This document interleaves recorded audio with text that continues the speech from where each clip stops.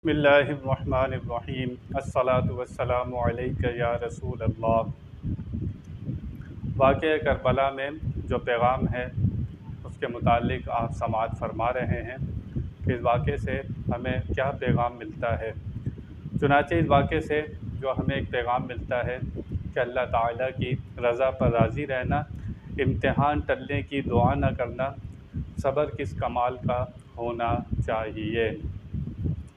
इस वाक़या करबला का नबी करीम सल्लल्लाहु ताला अलैहि वसल्लम को इल्म था, आपको पता था, और ख़ानदान नबूवत के अक्सर लोगों को पता था कि ये वाक़या रूनुमा होगा।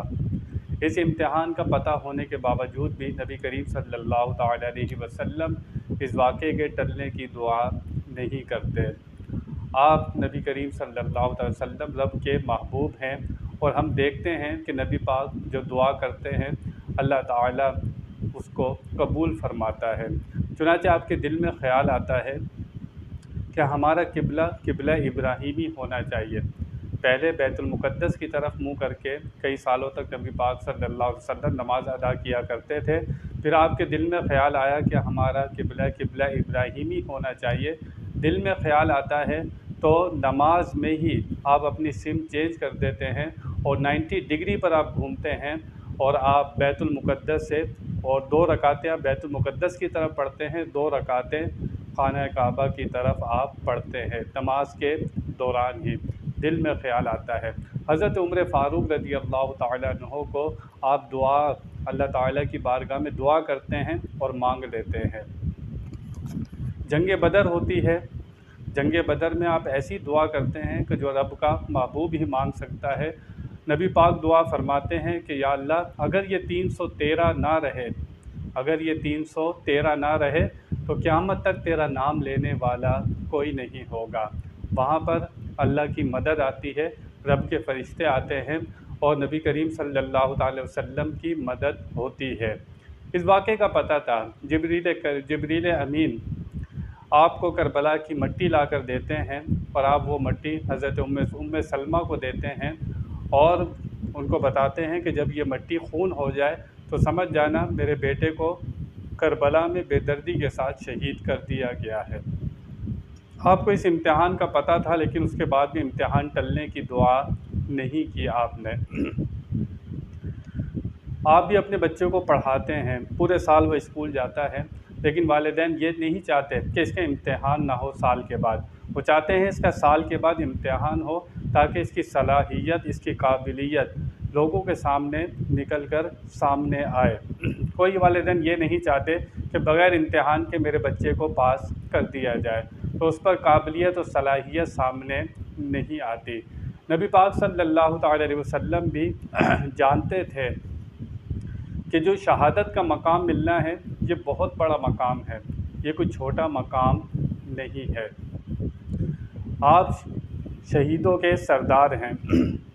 चुनांचे नबी करीम सल्लल्लाहु अलैहि वसल्लम की हदीस मुबारक है जिसका मफ़हूम है, जब जन्नती जन्नत में चले जाएंगे तो अल्लाह ताला फरमाएगा कि दुनिया में वापस जाना चाहते हो, लोगों से फरमाएगा जो जन्नती होंगे दुनिया में वापस जाना चाहते हो। सब कहेंगे या अल्लाह दुनिया में वापस नहीं जाना चाहते, दुनिया में बहुत मुसीबतें थीं, बहुत परेशानियां थीं, तेरी जन्नत में तो मज़े ही मज़े हैं।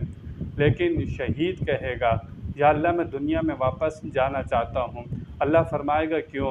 वो शहीद अर्ज़ करेगा या अल्लाह जो तेरी राह में सर कटाते हुए मुझे मज़ा आया था वो तेरी जन्नत में भी नहीं है।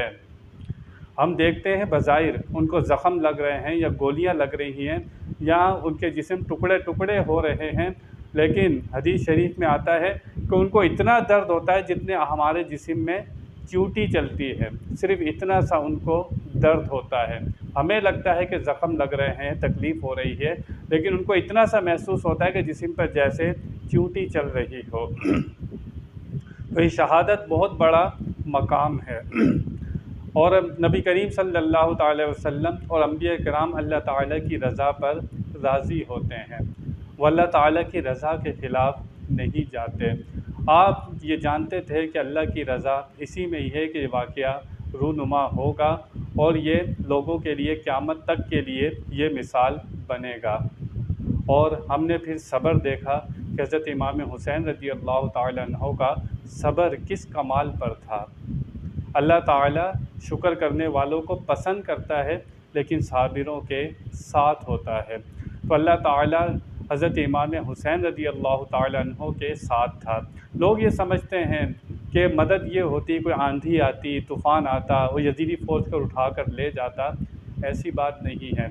अल्लाह फरमाता है, या अय्युहल्लज़ीना आमनू इन तंसुरुल्लाह यंसुरकुम व युसब्बित अक़दामकुम। ए ईमान वालो, अगर तुम अल्लाह के दीन की मदद करोगे, अल्लाह तुम्हारी मदद करेगा। हज़रत इमाम हुसैन रज़ी अल्लाह ताला अन्हु दीन की मदद के लिए निकले थे। आप दीन की मदद के लिए निकले थे, तो अल्लाह फरमाता है जो दीन की मदद करेगा वह युसब्बित अक़दामकुम, हम उसके कदमों को साबित कदमी अता फ़रमाएँगे, उसके कदम साबित कदम हो जाएंगे।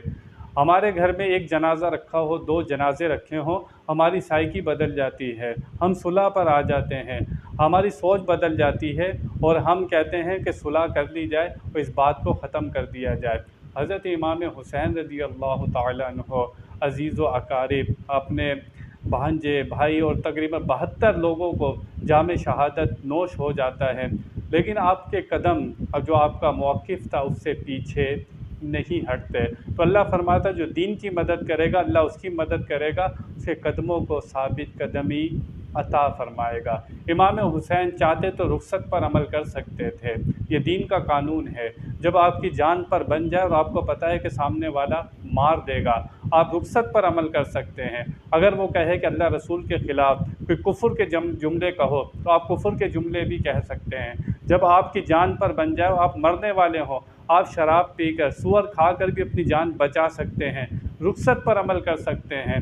लेकिन हज़रत इमाम हुसैन रज़ी अल्लाह ताला अन्हु ने अज़ीमत पर अमल किया, अज़ीमत पर अमल किया।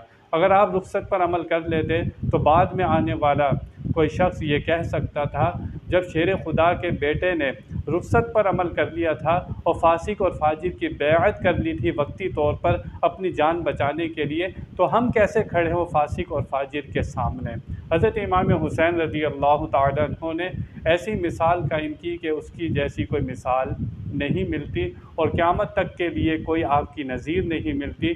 और जब किसी पर, कि हम में से किसी पर अगर ये वक्त आ जाए, तो उसके लिए भी यही है व युसब्बित अक़दामकुम, कि वो वहाँ पर इस्तिक़ामत दिखाए और अपने मौक़िफ़ पर खड़ा रहे, वहाँ से पीछे ना हटे। तो दूसरा जो पैगाम मिलता है कि इम्तिहान टलने की दुआ ना करना और अल्लाह की रज़ा पर राज़ी रहना। अल्लाह ताला हमें इन बातों को समझने की तौफ़ीक़ अता फ़रमाए। व आख़िरु दावाना अनिल हम्दुलिल्लाहि रब्बिल आलमीन।